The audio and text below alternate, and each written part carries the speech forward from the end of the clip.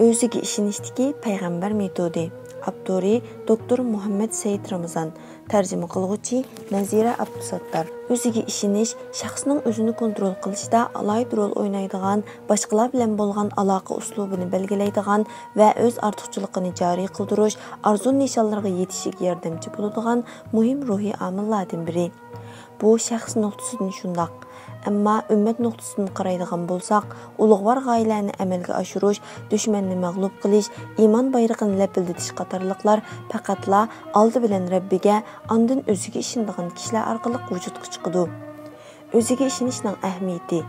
O'ziga ishonadigan kishi o'zini yaxshi kontrol qilish, jiddiy paytlarga taqobil turish va qiyinchiliklarni yengish qobiliyatiga ega.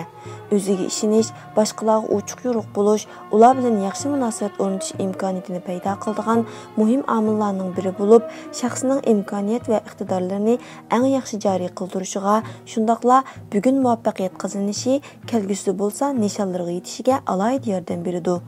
Bu kishiga xotirjamlik va tamkinlik his qildiradigan, baxt tuyg'usiga cho'mdiradigan huzur baxsh etadi. Aksicha, o'ziga ishonmaydigan kishi qiyin vaziyatga taqobil turishda ojizlik his qiladi. Balkim odatdagi ahvollardami umidsizlik his qilishi va buni hal qilish imkoniyati bo'lmagan bir qiyinchilik deb tushunishi mumkin. Shundaqla o'zini kontrol qila olmaydigan, bo'libmi qiyin vaziyatda o'zini elib qochadigan va boshqalar bilan yaxshi munosabat o'rnatish iqtidorini yo'qotib qo'yadigan ahvollar bo'lib qoladi. Chunki u nihoyat sezgur bo'lib ketgan bo'lib, duch kelgan odatdagi ishlarni hurmatini tushirganlik deb o'ylaydi. O'zining haqiqiy iqtidor va aloyidliklarini ko'ra olmaydi yoki uni odatdagi ishlar alohida qimmati yo'q deb qaraydi-da, imkoniyatlardan unumli foydalana olmaydi. Nurg'unlagan muvaffaqiyatlarni qo'lga keltirish yoki hayotida qimmat nishonni tiklashdan ojiz keladigan umidsizlik tuyg'usiga qapsilib qoldi va muvaffaqiyatning shirin tuyg'usini yo'qotib qo'ydi. Tövəndə şəxsdə özünə işinishni paydo qiladigan bir turkum omillarni payg'ambarlik metodi orqali sizlarga sunmoqchimiz.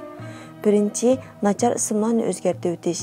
Payg'ambarimiz Muhammad alayhissalom oliy hikmati bilan go'zal ismning o'ziga bo'lgan ishonchni qo'lga keltirishdagi ahamiyatini biladi. Chiroyli ismlarni yaxshi ko'radi va uning bilan yaxshi pal oladi. Nachar ismlarni yomon ko'radi va uni o'zgartirib o'tadi. Nafi ibn Umar radhiyallohu anhudan Sahih Muslimda rivoyat qilingan bir hadisda bundoq rivoyat qilingan. Umar radhiyallohu anhuning Asilik qilg'uchi degan ma'noda bir qizi bo'lib, payg'ambar alayhissalom uningga Jamila, chiroyli qiz deb ism qo'yib qo'ygan. Imom Muslimdan naql qilingan yana bir rivoyatda payg'ambar alayhissalom Asiyaning ismini o'zgartirib o'tgan va sen Jamilasan degan. Ikkinchi, o'zini tuvan ko'rmaslik.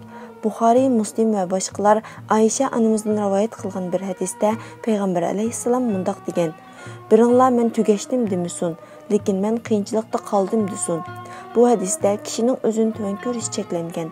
Musulmonning garchi rost bo'lsa-mu, o'zini nachar sifatlar bilan sifatlashi cheklandi. Undaq qilish kamtarlik emasdir. Ibn Hajar Asqalani rahmatulloh oldingi hadisga ulablar mundaq deydi: "Haqiqatan bir kishi yaxshilikni yaxshi pal bilan bo'lsa-mu talab qiladi va ma'lum nisbatda o'ziga yaxshilik qatadi. Shundaqla qo'lidan kelishicha o'zidan yomonlikni qo'g'laydi va o'rtaq talaffuz qilishda bo'lsa-mu, o'zi bilan yomon guruh orasidagi munosabatni uzadi." Uchinchi, ijobiy uchurlar. Payg'ambar alayhissalomning metodlaridan yana biri bo'lsa, atrofidagi sahobalarning ortiqchiligi va alohida sifatlariga diqqatini burash uchun ijobiy uchurlarni beradi. Bu o'zi haqida ijobiy tushuncha shakllantirishda alohida ta'sir bo'ladigan ishlar qatoridandir. Shundaqla shaxs ega bo'lgan alohidalik va ortiqchiliklarga nazarni og'dirishning ko'p foydasi bor bo'lib, o'z alohidligini joriy qildirish va uningdan yaxshi foydalanishda ul tosh hisoblanadi. Payg'ambar alayhissalomning bu haqdagi so'zlari tuvandikicha.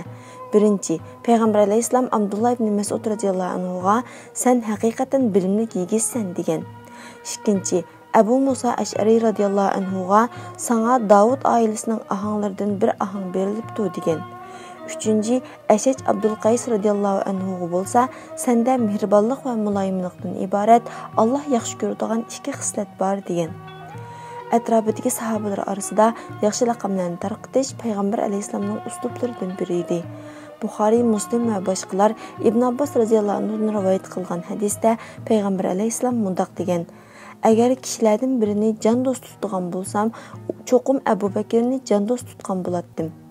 Tirmizi rivoyatida Uqba ibn Amir radhiyallohu anhudan rivoyat qilindiki, payg'ambar alayhissalom mundaq degan: "Agar mendan keyin bir payg'ambar bo'lsa edi, u cho'qim Umar ibn Xattob bo'lgan bo'ladi." Shundaqla payg'ambar alayhissalom sahobalariga ularni farqlantiradigan va sifatlab beradigan xilma-xil laqamlar orqali medal va belgilarni tarqatdi. Ümmet tarixida buningga varislik qilingan bo'lib, miros kitoblarda ummatning olimi, ummatning ishonchlik odami, sir saqlovchi, sunnat ahlining imomi va shuningga o'xshash laqamlarni uchirta olamiz. 4. O'zini loyiqida maqtash. Payg'ambar alayhissalomning bu haqdagi so'zlaridan: "Men odam bolasining kattasidirman, men Allohning do'stiman va buningdan cho'ngchilik qilmayman. Men qiyomat kuni ergashgusi eng ko'p payg'ambardirman. Men Allohning nazarida sizlarning eng olim va eng taqvo kishilaringlar bo'laman. Uning majburiyatini ado qilishga eng haqli kishiman."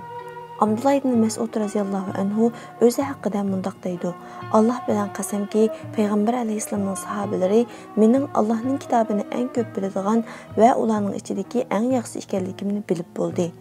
U yana mundaq deydi: "Uningdan boshqa iloh bo'lmagan zot bilan qasamki, Allohning kitobidan bir sura nozil qilinsa, men uning qayerda nozil qilinganligini bilaman. Allohning kitobidan bir oyat nozil qilinsa, men uning kim haqida nozil qilinganligini bilaman.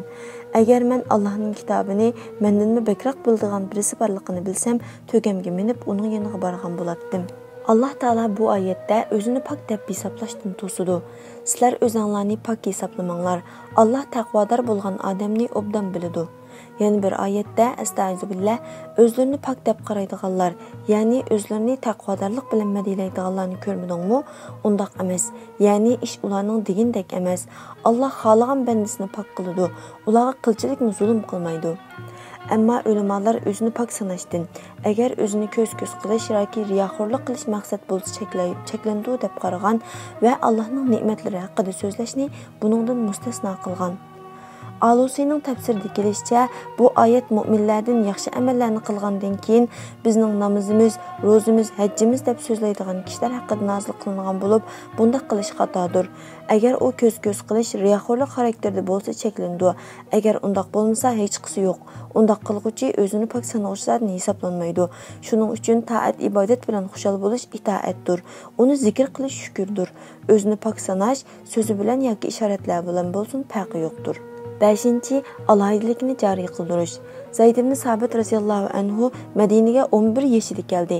Payg'ambar alayhissalom uning Badr va Uhud jangiga chiqishiga ruxsat qilmadi, ammo Xandak jangiga ruxsat qildi. U shu chaqda 15 yoshda edi. Payg'ambar alayhissalom uni jihadga chiqishdan cheklagan chaqda onasining payg'ambar alayhissalomga yaqin turib xizmatini qilganligida ching turdi. Shuning bilan qavmidan bir turkum kishilar uni payg'ambar alayhissalomning qishig'iga ilib keldi va mundaq dedi: "Bu o'g'limiz Zayd ibn Sabit Allohning kitobidan oyat surni yodqa biladi va uni sizning qalblariga nozil qilingandek tilovat qiladi. Yeziqchilik va o'qishga mahir. Sizlarga yaqin turib xizmatlarini qilishni xohlaydi. Agar xohlasizlar uni o'qitib anglab baqsizlar" dedi. Payg'ambar alayhissalom uning Qur'onni yodlaganidan, go'zal tilovatidan, Qur'on oyatlarini tushunishdan to'limi so'yindi va uni Qur'onga xos qildi. Va u payg'ambar alayhissalomning vafotidan keyin Muhammad ummati uchun Qur'onning birinchi manbasi bo'lib qoldi. Bu insonning iqtidor va imkoniyatlarini yaxshi tushunishni ifodalab beradigan sunnatdagi bir qancha ulgulardan biri ulgudir. Zayd ibn Sabit radhiyallohu anhu onasiga ko'ngildagini aytdi. Bu musulmonlar jamiyatining ixtisosliklarini bayqash va alaydiliklarni ishlatish iqtidorining qanchalik darajada ekanligini ifodalaydi. Qavmi uni eng muvofiq vazifaga qo'yish uchun payg'ambar alayhissalomning qishig'iga keldi. Ulgimiz payg'ambar alayhissalom garchi Zayd ibn Sabitni bir ishtirok qilgan bo'lsa-mu, uni sinab boqqan va uni ummatning hayotida alohida shaxsga aylantiradigan eng munosib xizmatni bergan. 6. Salbiy uchur bilmaslik.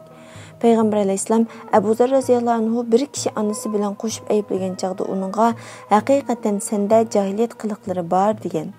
Biz bu orqali payg'ambar alayhissalomdan nachar qiliqni ayblagan shaxsni emas degan tarbiyaviy qoidani o'rganamiz. Payg'ambar alayhissalomning uslublari qatoridan sahobalarga aziyat bermaslik uchun ularga salbiy uchurlarni yetkazishdan cheklaydi.